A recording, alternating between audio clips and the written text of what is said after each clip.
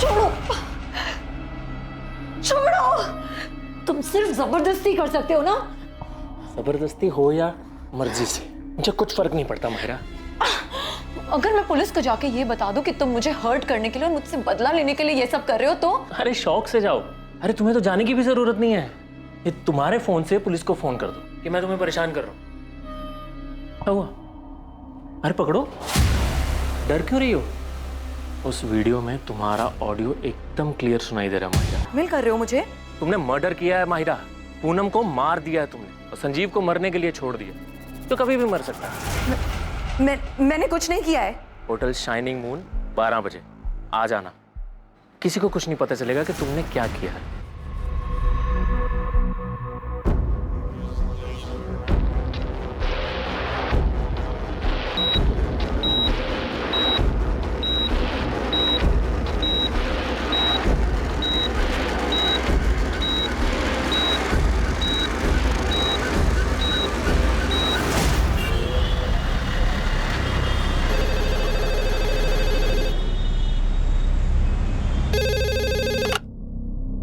Hello, मैंने कुछ नहीं किया है, मुझे फंसाया जा रहा है। कौन? मनीष कालरा? हाँ सर। अगर तूने कुछ नहीं किया है तो सामने आ। ये क्रिमिनल्स की तरह छुप छुप कर भाग क्यों रहा है?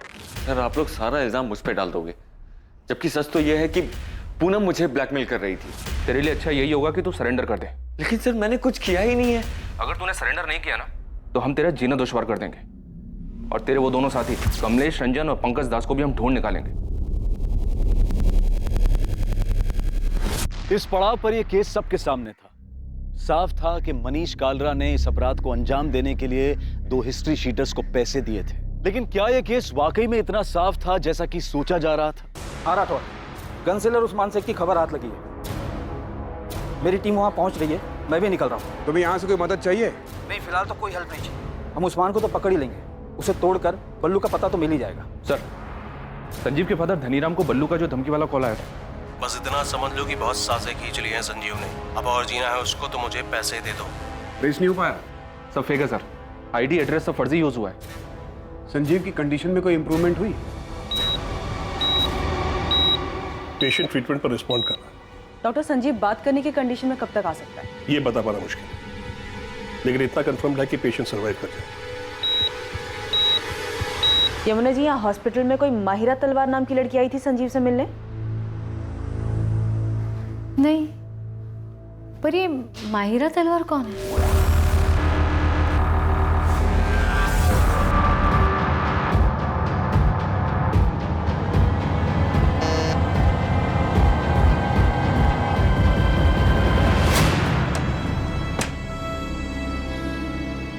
मुझे पता था तू आएगी माहिरा। छोड़ो, छोड़ो। तुम सिर्फ जबरदस्ती कर सकते हो ना। जबरदस्ती हो या मर्जी से, मुझे कुछ फर्क नहीं पड़ता माहिरा। अगर मैं पुलिस को जाके ये बता दूं कि तुम मुझे हर्ट करने के लिए और मुझसे बदला लेने के लिए ये सब कर रहे हो तो? अरे शौक से जाओ। अरे तुम्हें तो जाने की भी जरूरत नहीं है। ये तुम्हारे फोन से पुलिस को फोन कर दो कि मैं तुम्हें परेशान कर रहा हूं। क्या हुआ? अरे पकड़ो, डर क्यों रही हो? उस वीडियो में तुम्हारा ऑडियो एकदम क्लियर सुनाई दे रहा है माहिरा। तो अगर हमारी सारी दिक्कत ही पूनम है तो इस दिक्कत को जड़ से हटा देते हैं ना Sanjeev. Same coffee shop, same table, तुम्हारी आवाज एकदम क्लियर सुनाई दे रही है। शहर में बहुत सारी रॉबरीज हो रही हैं, लेकिन अभी तक कोई पकड़ा नहीं गया है। तो ऐसी ही किसी एक रॉबरी में पूनम भी तो मर सकती है।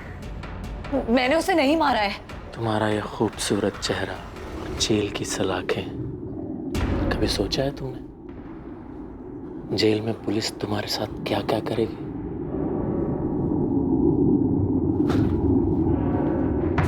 खड़ी क्या हो? चल कपड़े उतारो।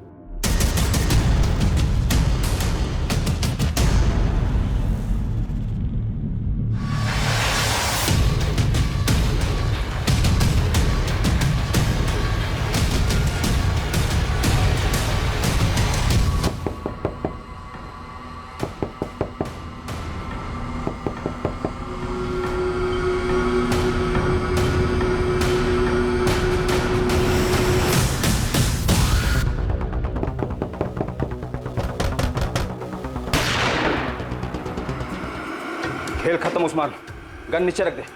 कोई होशियारी नहीं, वरना यही ठोक दूंगा। 3 सेकंड है तेरे पास।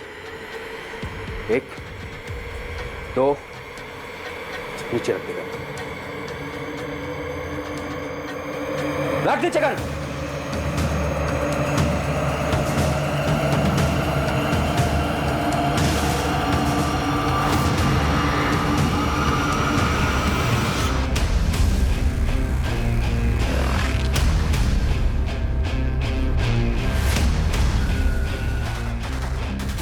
मेरे पीछे टाइम और एनर्जी दोनों वेस्ट कर रहे हैं आप लोग। उस मनोज खोसला को उठाना चाहिए था आपको। पूनम के कहने पर तुमने किसे हायर किया था? इस सवाल का जवाब ये है कि ना तो मैंने किसी को हायर किया, ना ही पूनम के वाहियात ख्याल को पूरा करने में वेस्ट कर रहे हैं आप लोग। उस मनोज खोसला को उठाना चाहिए था आपको। पूनम के कहने पर तुमने किसे हायर किया था? इस सवाल का जवाब ये है कि ना तो मैंने किसी को हायर किया, ना ही पूनम के वाहियात ख्याल को पूरा करने में उसकी कोई हेल्प की। मैं सब कुछ बताऊंगा आपको, लेकिन आप मेरी बात पे यकीन नहीं करेंगे। आप रिसोर्सेज वेस्ट करेंगे, मेरे पीछे खबरी लगाएंगे, कॉल डिटेल्स निकलवाएंगे, लेकिन आपको मिलेगा कुछ नहीं, क्योंकि मैंने जो कुछ किया है बड़ी सफाई के साथ किया है। सर मैंने कुछ किया ही नहीं है। आप मनोज खोसला को उठाइए। ऐसा क्या जानते हो तुम मनोज खोसला के बारे में? शोर की दाढ़ी में तिनका, नर्वस है वो, उठाइए उसको। अच्छा, पूनम के बारे में एक बात और बताता हूं आपको मैं। पूनम गर्दन तक धसी हुई थी कर्जे में, 1 करोड़ से ज्यादा। वो सारा पैसा मनीष कार्ला नाम के बंदे से लेती थी। पूनम की गर्दन थी उसके हाथ में, तो पूनम के पास मनोज की गर्दन दबा के पैसे निकलवाने के अलावा कोई और रास्ता नहीं था। वो मनोज खोसला पे जोर दे रही थी कि वो फ्लैट बेचकर हिस्सा दे दे। फ्लैट की कीमत थी 1 करोड़ 25 लाख। मनोज मुझे सिर्फ पैसे चाहिए, एनी हाउ। जरूर शुरू भी कर दिया। आपके ऑफिसर को मैंने संजीव का दूसरा नंबर दिया था, चेक कीजिए, देखिए। माहिरा तलवार को ढूंढिए सर, उसके चैट मैसेज चेक कीजिए। सर मैं दावे के साथ कह सकता हूं कि पूनम ने ये प्लान रचा ही नहीं। रूट दिखाने का कोई एंगल था ही नहीं। सर ये बात तो कोई भी अपनी परेशानी में अपने पर्सनल भड़ास निकालने के लिए कर सकता है, और पूनम ने भी सिर्फ और सिर्फ सोचा ही था, और वो इसलिए क्योंकि वो काफी डिस्टर्ब थी अपने पति और माहिरा के अफेयर को लेकर। आप मनोज खोसला को उठाइए, शायद कोई ठोस लीड दे दे आपको। और वैसे मैं तो आपके लिए अवेलेबल हूं 24/7। Thank you.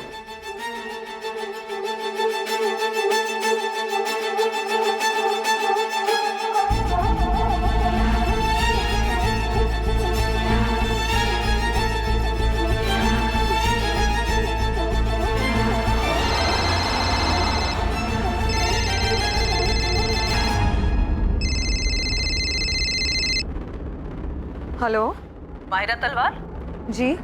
मैं असिस्टेंट सब इंस्पेक्टर आरती त्रिवेदी बोल रही हूँ। जी बताइए।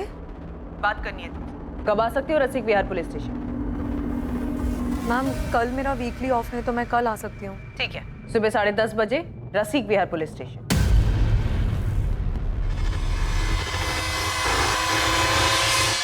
सर ये है कमलेश रंजन का नंबर। सर पर मैं जो करवाना चाहता था वो ऐसे नहीं होना था। तो और क्या क्या करना चाहता था मनीष कालरा?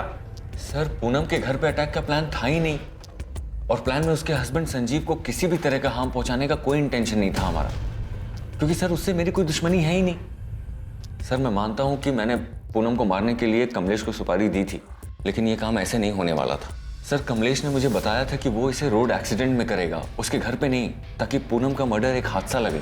पूरा प्लान रेडी है सेठ, कुछ ही दिनों में आपका काम हो जाएगा। अब तक तो काम हो जाना चाहिए था ना कमलेश। पूनम मुझे आए दिन धमकी दे रही है, मैं नहीं चाहता कि वो पुलिस के पास जाए। और एक तो तुम्हारा प्लान है कि... अरे सेठ आप बेफिक्र रहिए, पूरी फील्डिंग हो चुकी है। पूनम कब पार्लर जाती है, किस रास्ते से घर जाती है, सब पता चल गया। किलिंग भी नहीं लगेगी, पूरा का पूरा एक्सीडेंट ही लगेगा। सर कमलेश ने बताया था कि वो एक काम रोड एक्सीडेंट में करेगा, पर जो हुआ वो प्लान का हिस्सा था ही नहीं। मेरा भरोसा कीजिए सर। तेरा भरोसा करे मनीष कालरा? मर्डर की सुपारी दी है तूने, और उस हिस्ट्री शीटर ने तुझे एक्सीडेंट बताया। उस हिस्ट्री शीटर की बात का भरोसा करें हम? साले कमलेश रंजन को भी लटकाऊंगा, और साथ में तुझे भी। पूनम के मर्डर के बाद इसी नंबर पे बात हुई थी तेरी कमलेश के साथ? ये नंबर तो बंद है। उसने नहीं मारा है पूनम को। इनफैक्ट पूनम के मरने के बाद वो बाकी के पैसे तक लेने नहीं आया। और हम इस पर विश्वास कर लें? मैं सच कह रहा हूँ सर, ये किसी और का काम है। मैं सिर्फ पूनम को मरवाना चाहता था, क्योंकि तंग आ गया था मैं उससे। एक तो मेरे लोन के 1.5 करोड़ रुपए नहीं लौटा रही थी, और ऊपर से सर इस 2 नाव की सवारी में मेरा जीना मुश्किल हो गया था, फंस गया था सर मैं। तुमने आज तक एक भी इंस्टॉलमेंट नहीं लौटाया है।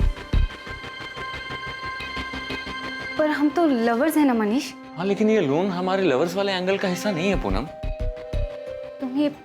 तुम ये कैसी बातें कर रहे हो मनीष? पूनम, मुझे मेरे पैसे वापस चाहिए। मैंने वो पैसे तुम्हें एज ए लोन दिए थे। मनीष, दोनों पार्लर को मिलाकर भी कुछ खास रिटर्न नहीं आ रहा है, इसीलिए मैंने दिवाली पर हैवी डिस्काउंट ऑफर रखा है।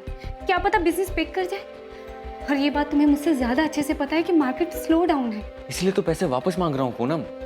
मैं मार्केट से अलग नहीं हूँ, मुझे भी पैसों की जरूरत है। पर अचानक ये पैसों की बात कहाँ से आ गई मनीष? क्या मैं तुम्हें वो सब कुछ नहीं दे पाई जो तुम्हें खुशी दे सके, जो तुम्हें चाहिए था? तो मुझे कोई एक तरफा नहीं मिला है पूनम। तुम्हें भी मुझसे वो सारी खुशियां मिली हैं। तुम्हें हो क्या गया है मनीष? पूनम, आज के बाद हम ऐसे नहीं मिलेंगे। आज ही आखिरी था। आज के बाद इट्स स्ट्रिक्टली बिजनेस। तुम प्लीज मेरे पैसे लौटा दो और भूल जाओ कि हमारे बीच में कुछ हुआ भी था। Avantika, am I right? उसी की वजह से तुम मेरे साथ ये कर रहे हो ना? तुम तो गए मनीष। बेस्ट लॉयर हायर करूंगी और रिद्धि मेरे साथ रहेगी और एलिमनी में इतना पैसा मांगूंगी ना कि तुम सड़क पर आ जाओगे। अवंतिका, मैं सिर्फ सो रहे थे ना उसके साथ। मैं बहक गया था अवंतिका।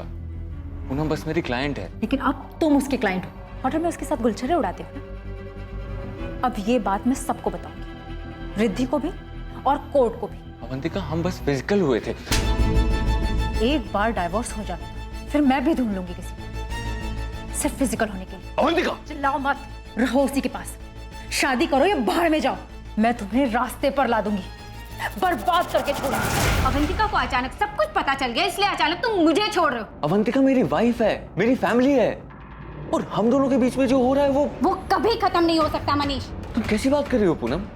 तुम्हारी खुद की फैमिली है, हस्बैंड है। हस्बैंड, राइट, हस्बैंड जिसका अफेयर किसी और के साथ चल रहा है। अरे तो उसमें मैं क्या करूं पूनम? देखो, तुम प्लीज मेरे लोन के पैसे मुझे लौटा दो और भूल जाओ कि हम एक दूसरे को कभी जानते भी नहीं। हम दोनों के बीच जो कुछ हुआ उसमें हम दोनों की मर्जी थी, तो जब चाहो तुम मुंह उठाकर सब कुछ खत्म नहीं कर सकते। सर, घर पे अवंतिका मुझे धमका रही थी और बाहर पूनम।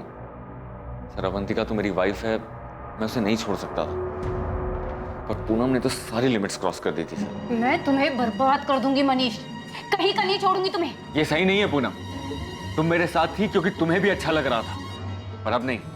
मुझसे भागना इतना भी आसान नहीं है मनीष। मैं तुमसे भाग नहीं रहा हूँ। मैं भागने भी नहीं दूंगी मनीष। अगर तुम्हारी वाइफ तुम्हें कोर्ट में ले जाने की धमकी दे रही है तो मैं तुम्हें पुलिस स्टेशन लेके जाऊंगी। लेकिन मैंने तुम्हारा किया क्या है पूनम? रेप किया है तुमने मेरा मनीष। नहीं, इनोसेंट मत बनो। तुमने मुझे लोन दिया, उसे वापस लेने के लिए तुम मुझे ब्लैकमेल कर रहे हो और जबरदस्ती रेप करना। बस यही बात मैं पुलिस स्टेशन जाके बोल दूंगी। तुम ऐसा नहीं कर सकती पूनम। मैं बिल्कुल कर सकती, इनफैक्ट मैं ऐसा ही करूँ। मैं दोनों के बीच में पिसता जा रहा था सर, लेकिन अपनी फैमिली की कसम खा के कह रहा हूँ कि मैंने ये नहीं करवाया। ये डिसाइड हुआ था कि कमलेश इस हादसे को एक्सीडेंट का रूप देगा, पर यहाँ तो रॉबरी और मर्डर हुआ है सर। सर, ये किसी और का काम है। सर, अभी जो नंबर मैंने आपको दिया था सर, जब पूनम के मर्डर की खबर आई थी ना, तो मेरी इसी नंबर पर कमलेश से बात हुई थी। ये क्या कर दिया कमलेश? दिमाग खराब हो गया है। ये खबर पढ़ के मैं खुद हैरान हूँ सेठ। तुमने क्या कहा था? उसका एक्सीडेंट होगा। अरे सेठ, हमने कुछ किया ही नहीं है। झूठ मत बोलो। मैं क्यों झूठ बोलूंगा सेठ? मैंने सुपारी उठाई, काम किया होता तो आपको फोन करता, बैलेंस पेमेंट लेने आता, और हमने तो एक्सीडेंट सोचा था ना, पर किसी टेढ़ी खोपड़ी ने घर में घुस के मार दिया तुम्हें। सर, मैं कसम खा के कह रहा हूँ कि मैंने सुपारी दी थी, लेकिन प्लान एक्सीडेंट का ही था। साले, तेरे जैसे मास्टरमाइंड और कमलेश जैसे हिस्ट्री शीटर पर भरोसा करने लगे ना, तो हमें नौकरी छोड़ के घर बैठ जाना चाहिए।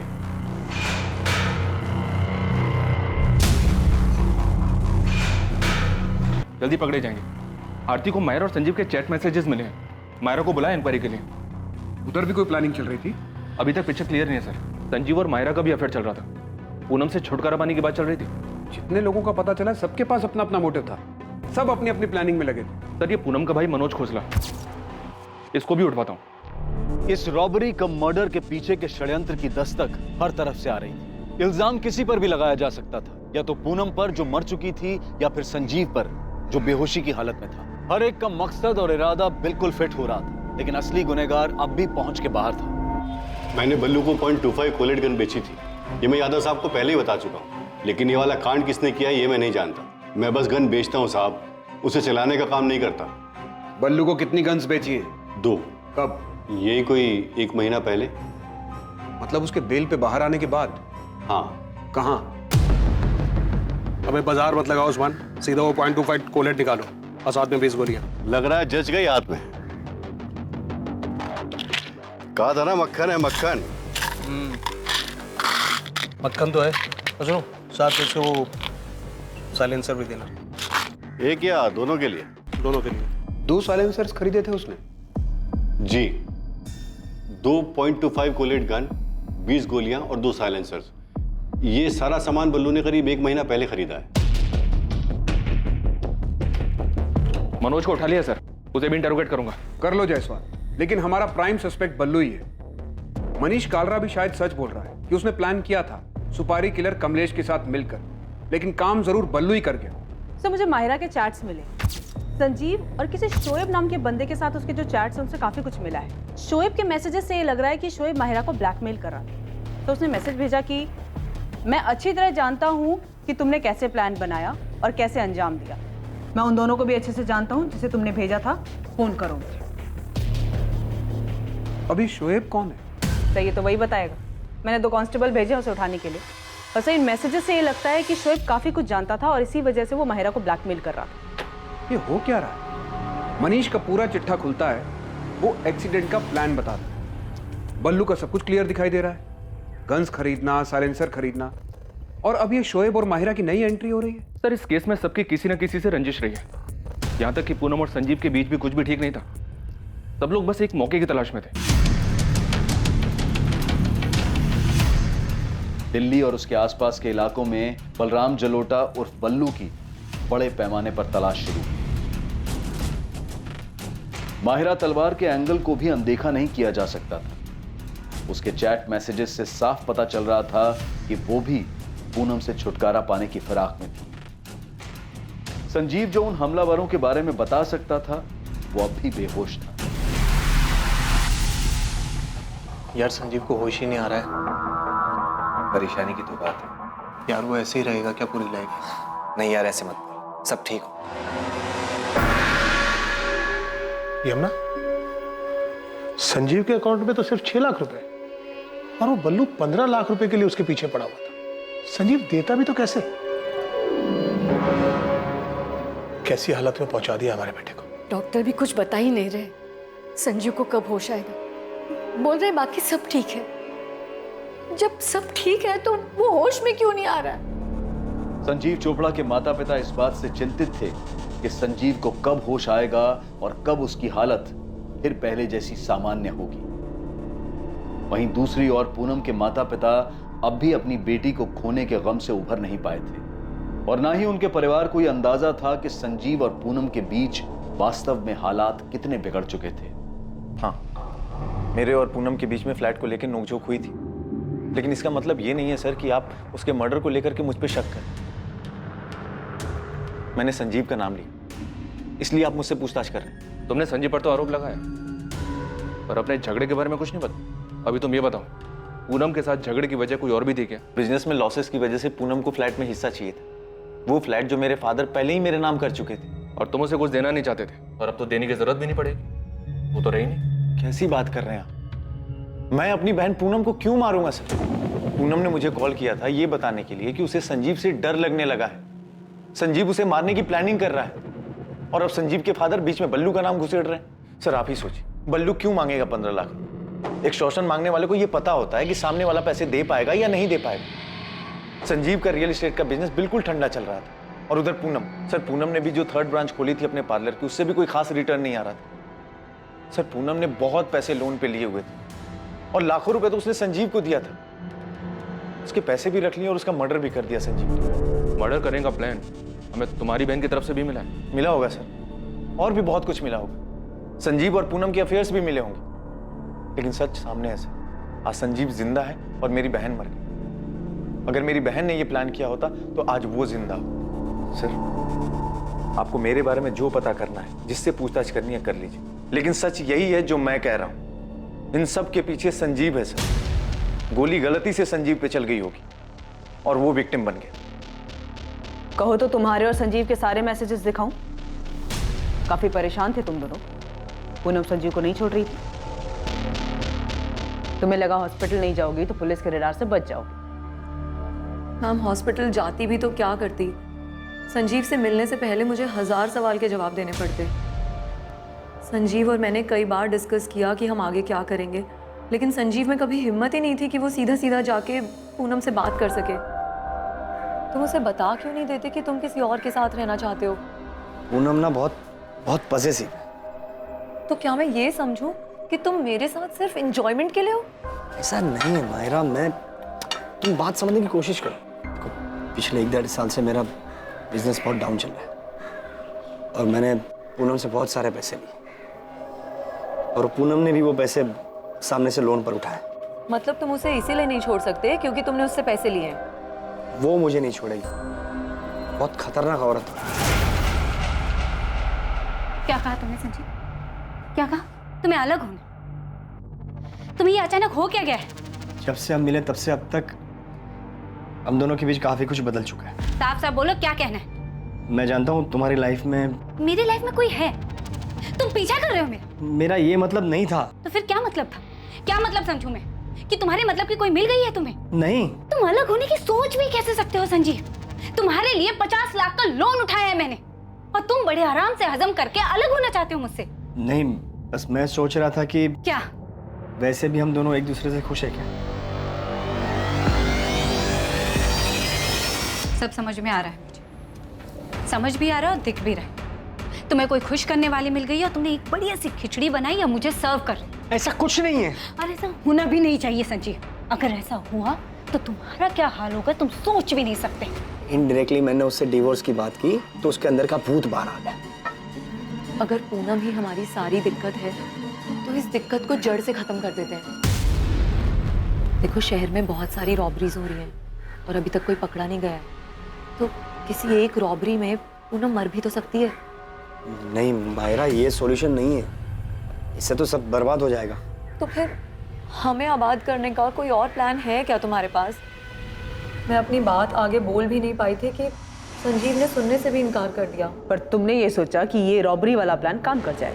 हाँ, और उसका नतीजा मैं आज तक भुगत रही हूँ। जिसके मैसेजेस ट्रेस करके आप मुझ तक पहुंची हैं, शोएब, उसने उस दिन मेरी सारी बातें रिकॉर्ड कर ली थी और उसके बाद उसने मुझसे ज़बरदस्ती बहुत कुछ लिया है। मेरी इज्जत। शोएब कॉलेज में मेरा बॉयफ्रेंड था लेकिन अब नहीं है और ये बात उससे बर्दाश्त ही नहीं हो रही। वो मेरा पीछा करता है, उस रिकॉर्डिंग से मुझे ब्लैकमेल करता है। मेरी कुछ लाइफ ही नहीं बची है।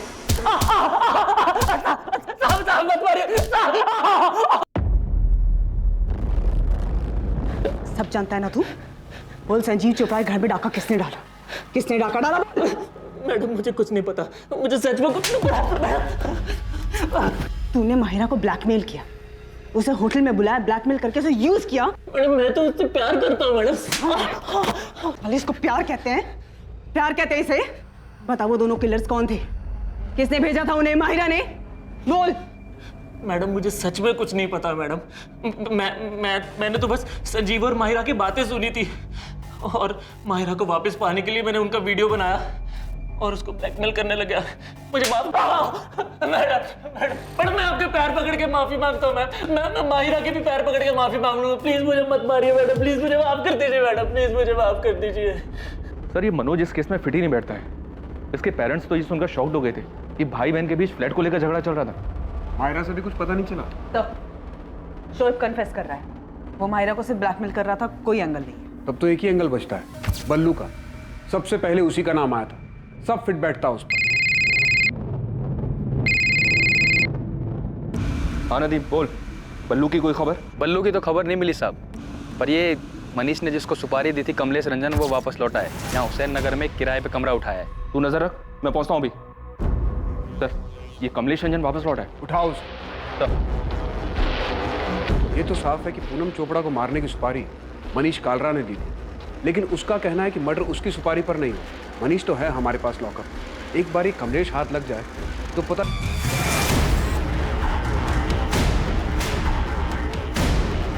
वो वाला कमरा है साहब।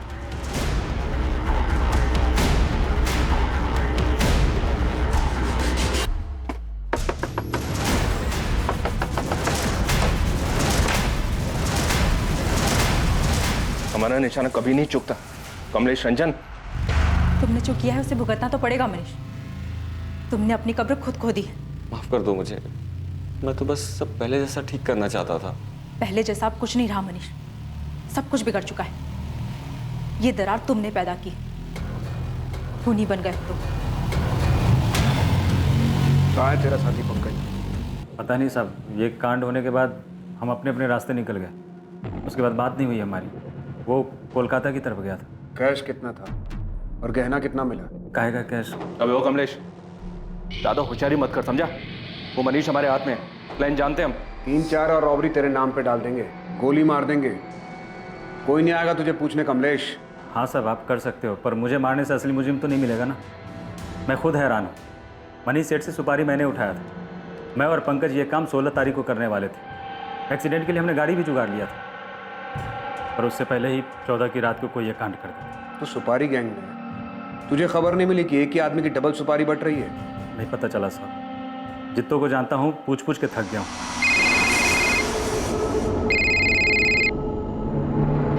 हेलो, नमस्कार, मैं गिरीश रावत, प्राइवेट डिटेक्टिव। पहचाना? हाँ हाँ पहचाना, बोलो। मैंने आपसे कहा था कि मैं 24/7 आपके लिए अवेलेबल रहूंगा।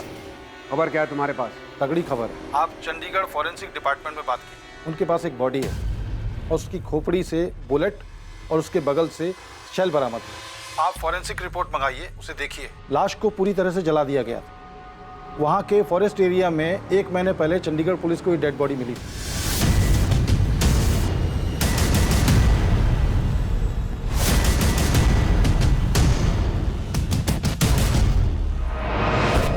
ये चंडीगढ़ वाले मर्डर केस में बुलेट .25 कॉलेट गन से चलाई गई थी। तुम्हें कैसे मालूम कि .25 कॉलेट गन हमारे केस में भी शामिल है? Thank you inspector. आप तो तारीफ करेंगे नहीं तो सोचा मैं ही थैंक यू बोल देता हूँ। वैसे ये इन्फॉर्मेशन मुझे अपने चंडीगढ़ नेटवर्क से मिली थी और आज तक चंडीगढ़ पुलिस को ये नहीं मालूम कि डेड बॉडी किसकी है। शायद ये इन्फॉर्मेशन आपके कुछ काम आ जाए। 2.25 कोलेट गन, 20 गोलियां और 2 साइलेंसर्स। ये सारा सामान बल्लू ने करीब 1 महीना पहले खरीदा है। जी सर, जंगल में मिली थी बॉडी। 17 सितंबर की बात है, एकदम जली हुई कंडीशन में। आज तक पहचान नहीं हो पाई विक्टिम की। वैसे पहचानना मुश्किल है। ये मर्डर बलराम जलोटा उर्फ बल्लू का ही काम होगा। हाँ, दिल्ली पुलिस हेडक्वार्टर से वांटेड लिस्ट आई, उसमें फोटो मिला है उसका। बल्लू हमारे यहाँ से वांटेड है, murder cum robbery case. Murder में यहाँ जो गन यूज हुई है वो .25 कॉलेट गन है। शायद तुम्हें भी यही मिला। हाँ यही है। बुलेट विक्टिम के स्कल से रिकवर हुआ था और सेल भी वहीं पास में पड़ा था। FSL के पास ही है वो, और रिपोर्ट दी है उन्होंने कि गोली .25 कॉलेट गन से ही चली थी। मुझे FSL से वो बुलेट चाहिए। मेरा ऑफिसर अंकुर सिन्हा ये कोऑर्डिनेट करेगा।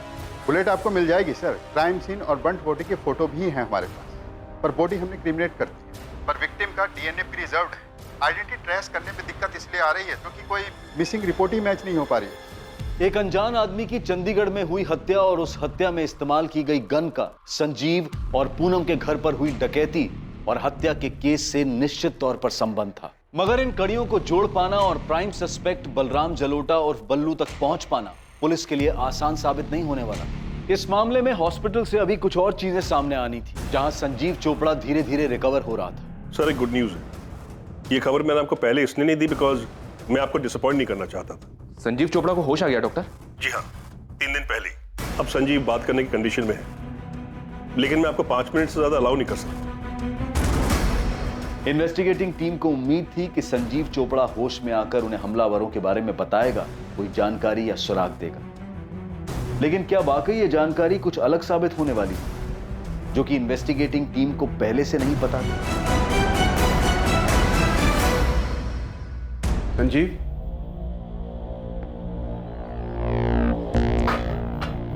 कैसा लग रहा है संजीव? कुछ समझ में नहीं आ रहा सर। पता नहीं अब पड़े पड़े कितना वक्त बीत गया। पूनम के बारे में पता चला?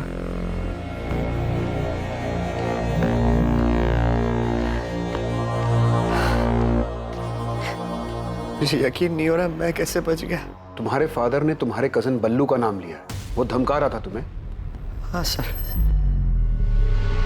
बल्लू ने ही धमकी दी थी। मुझे क्या पता था वो सच में ऐसा कुछ करेगा। पक्का वो बल्लू ही था? हाँ सर, वो बल्लू ही था। अरे कौन है भाई?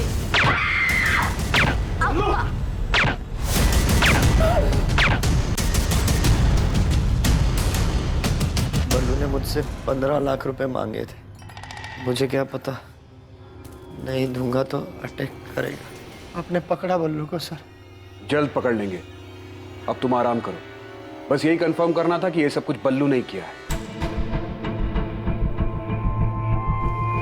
सर, बल्लू पकड़ा गया? हर जगह पुलिस अलर्ट है उसके लिए, जल्दी पकड़ा जाएगा। आप संजीव का ख्याल रखिए।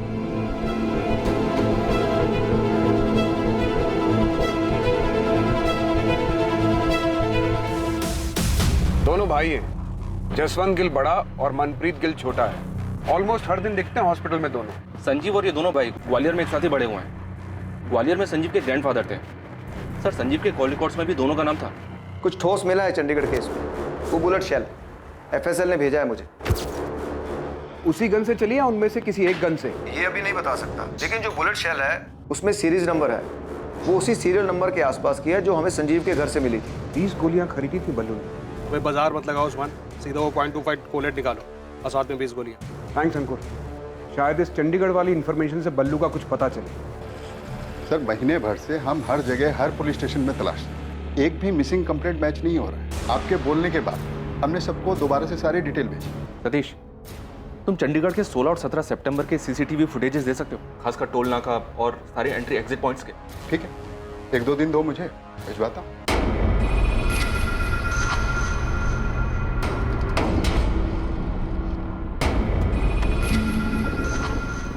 जसवंत, वो बंदा दिखाई दे रहा है तुझे? कौन? वही जो बाइक के पास खड़ा लाइनिंग टी शर्ट वाला। वो 2 दिन से यहीं दिखाई दे रहा है। हाँ यार, इसको तो हॉस्पिटल के अंदर भी देखा था मैंने। ये ले भाई।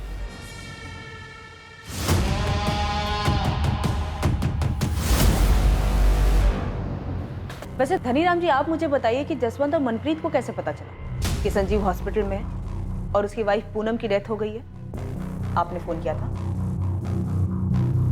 जी नहीं, उन्होंने फोन किया था। सर, चंडीगढ़ के सीसीटीवी फुटेजेस के तकरीबन 60% फुटेजेस स्कैन कर रही हैं, पर बल्लू कहीं भी नहीं दिख रहा है। डबल मर्डर केस में बल्लू पकड़ा गया, अंडर ट्रायल था। 2 महीने पहले वो बेल पर बाहर आया था। पहले महीने वो रेगुलर गाजियाबाद जेल में जाके हाजिरी देता रहा। उसके बाद वो वहां नहीं गया। 14 सितंबर लास्ट डेट थी जब वो हाजिरी देने गया था। उसके बाद से बल्लू किसी को दिखाई नहीं दी। संजीव के घर कांड होने के बाद ना हमें दिखाई दे रहा है, ना चंडीगढ़ के सीसीटीवी फुटेज में दिखाई दे रहा है। ऐसे कहां जा सकता है कि किसी को दिखाई ना दे? एक काम करो, संजीव के दोनों दोस्त जसवंत और मनप्रीत, इनको उठा लो। क्या पूछना है बाद में देखेंगे। जी सर। और बल्लू की माँ उषा, देखते ही गोली मार दीजिए बल्लू को। मेरा बेटा नहीं है वो। उनको उठाना नहीं, उनका डीएनए सैंपल चाहिए। बल्लू किसी को दिखा नहीं और शायद अब दिखेगा भी। आपको मेरा डीएनए सैंपल चाहिए? आपका भी और आपके हस्बैंड धीरज जलोटा जी का भी। क्यों? उषा जी, हमें डाउट है कि बल्लू मर चुका है। इन्वेस्टिगेटिंग टीम को अपराध का षड्यंत्र समझ आने लगा था। क्या हुआ यमुना? वो पुलिस जसवंत और मनप्रीत को लेके गई। अब पुलिस को जसवंत और मनप्रीत से क्या चाहिए?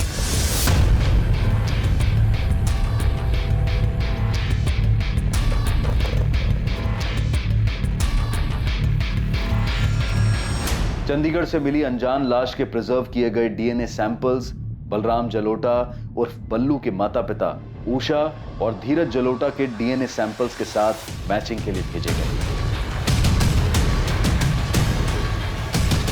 बैठ जाओ।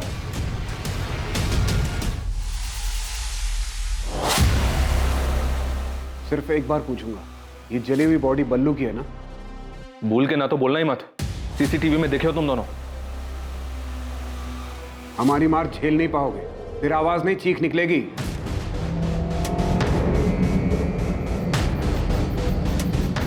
लो, बन गई बोतल।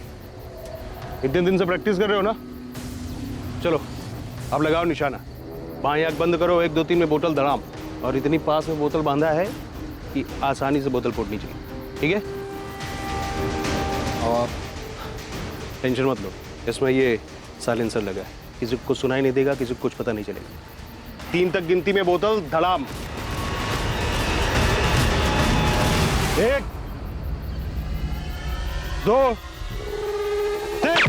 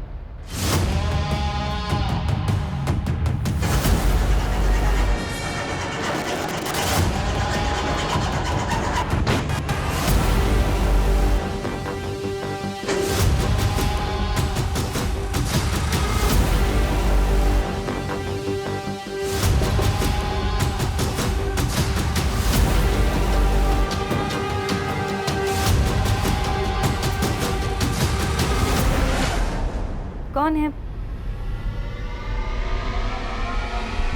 कौन है ओए? कौन है? सर, प्लान हमारा नहीं था सर। हमें तो सिर्फ पैसे मिलने वाले थे और घर में कोई लूट भी नहीं हुई थी। तो चेक साइन कर देना यार संजीव। संजीव लाले पड़े, कब से तेरा होश में आने का इंतजार कर रहे थे। मेरी ये हालत तेरी वजह से हुई है मनप्रीत। लेकिन काम तो हो गया ना यार, देख काम हो गया। अब पता नहीं कभी उठ भी पाऊंगा या नहीं। बोलता है काम तो हो गया। बोल संजू, क्या काम है? तेरे लिए जो भी होगा सब कर दूंगा। पूनम को मारना है, डाइवोर्स दे दे। पूनम ना मुझे डाइवोर्स देगी ना मुझे छोड़ेगी। पहले वो सारे पैसे लौटा दो जो मैंने तुम्हें लोन पर उठा कर दिए, उसके बाद इस कोठी पर मेरा नाम लिखवा दो। तो पूनम भरोसा करो मुझ पर, मैं डाइवोर्स के बाद में भी पैसे लौटा दूंगा। बेवकूफ समझाया क्या तुमने मुझे संजीव? हाँ, मनीष का लोन मेरे सर पर है तो इस बात का फायदा उठाकर तुम मुझे छोड़कर वो माहिरा के साथ चले जाओ। पर यू नो व्हाट, मैं तुम दोनों को देखकर ना तो खुश हो पाऊंगी ना डाइवोर्स दे, जिंदगी बर्बाद कर दूंगी, रगड़ दूंगी तुम्हें। और ऐसा करने से तुम्हारे कलेजे को ठंडक पहुंचेगी। चाहे कुछ भी हो, तुम्हें आराम से नहीं रहना। और रही बात डाइवोर्स की, तो सोचना भी मत। हटा देंगे तुम्हारे रास्ते से काटा। हमको क्या बोले? तू बता। 15 लाख दिए, लेकिन तू ये कांड नहीं करेगा। तो तुम करोगे? मेरे 2 दोस्तों को तैयार कर, गन चलाने की ट्रेनिंग दे, वो करेंगे कांड। ऐसा तभी तो पुलिस को लूट और रॉबरी का केस लगेगा और मैं बोलूंगा कि तू एक्सटॉर्शन के पैसे के लिए मेरे पीछे पड़ गया था। तो पुलिस के रडार में आएगा ही नहीं और पुलिस तुझ तक पहुंच नहीं पाएगी। देखो, शहर में बहुत सारी रॉबरीज हो रही हैं और अभी तक कोई पकड़ा नहीं गया है। तो किसी एक रॉबरी में पूनम मर भी तो सकती है। एक तरफ पुलिस को लूट और रॉबरी का केस लगेगा और दूसरी तरफ तेरा नाम आएगा एक्सटॉर्शन। पुलिस किसी नतीजे पर पहुंच नहीं पाएगी और थोड़े दिनों में अपने आप ये केस बंद हो जाएगा। धन्य हो मेरे भाई। मैं सोच रहा था कि अपने खानदान में सिर्फ क्रिमिनल बुद्धि ना मेरे पास ही है, लेकिन तुम तो मुझसे भी आगे की सोच रहे हो। कमाल है। जसवंत और मनप्रीत को सिखा गन कैसे चलाते हैं। गन पर साइलेंसर होना चाहिए। टेंशन मत लो, हो जाएगा। कब करना है फाइनल डेट बता। तू गन का इंतजाम कर, ट्रेनिंग दे, डेट में बता दो।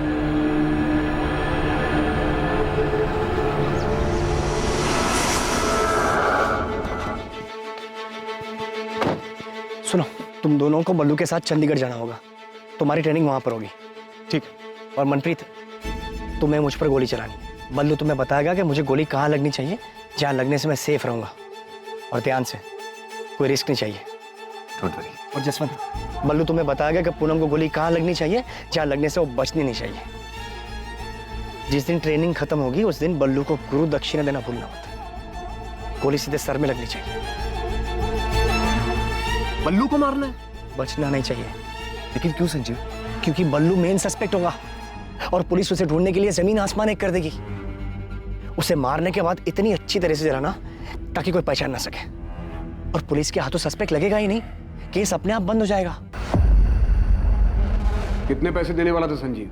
सर 5 लाख, पर गलती हो गई मेरे हाथ से। 2 ही गोली चलानी थी, लेकिन गलती से 3 गोली चल गई संजीव पर, और वो भी गलत जगह। कौन है?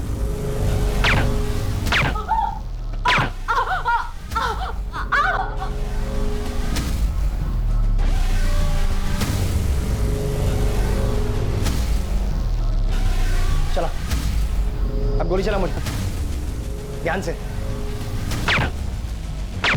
अबे 3 गोली क्यों चला दी? भाई गलती से चल गए भाई।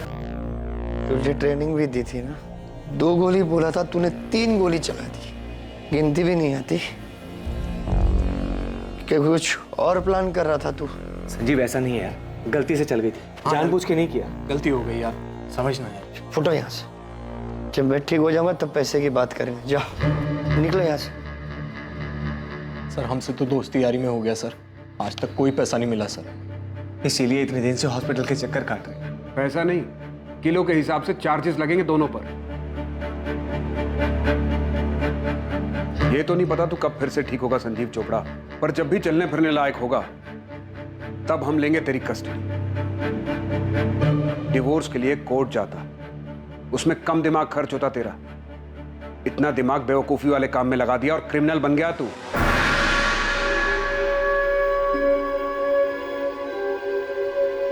संजीव के माता पिता इस खुलासे से हैरान थे कि अपनी पत्नी से छुटकारा पाने के लिए उनके बेटे संजीव ने ऐसा क्रूर षड्यंत्र रचा। मैं शुरू से ही कह रहा था आप लोग कि ये सब संजीव का किया हुआ। माहिरा ने पूनम से छुटकारा पाने के लिए दिल्ली में हो रही रॉबरीज की आड़ में इस तरह से रॉबरी और मर्डर के बारे में सोचा था, लेकिन इन्वेस्टिगेशन में सामने आया कि असल में हुए अपराध में माहिरा की कोई भूमिका नहीं थी। डीएनए रिपोर्ट आ गई है सर, और मैच भी हो ही गया होगा। जी हाँ सर, वो जली हुई डेड बॉडी बलराम जलोटा उस बल्लू की थी। ऐसी आपराधिक और खतरनाक बातें सोचने में हम इंसानों के दिमाग का कोई तोड़ नहीं। संजीव चोपड़ा, जसवंत गिल और उसके छोटे भाई मनप्रीत गिल पर बलराम जलोटा और पूनम चोपड़ा की हत्या के लिए आईपीसी की धारा 302 के चार्जेस लगे हैं। पुलिस संजीव के हॉस्पिटल से डिस्चार्ज होने का इंतजार कर रही है ताकि उसे कस्टडी में लिया जा सके।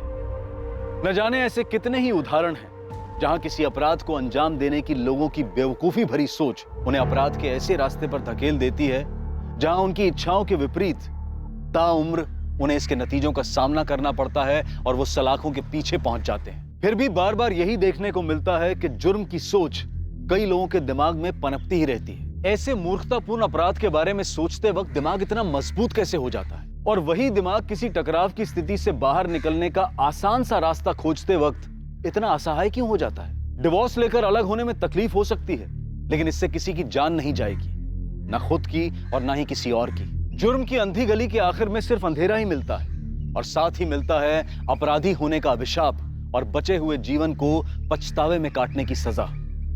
Crime never page. अब मैं अनूप सोनी आपसे विदा लेता हूं।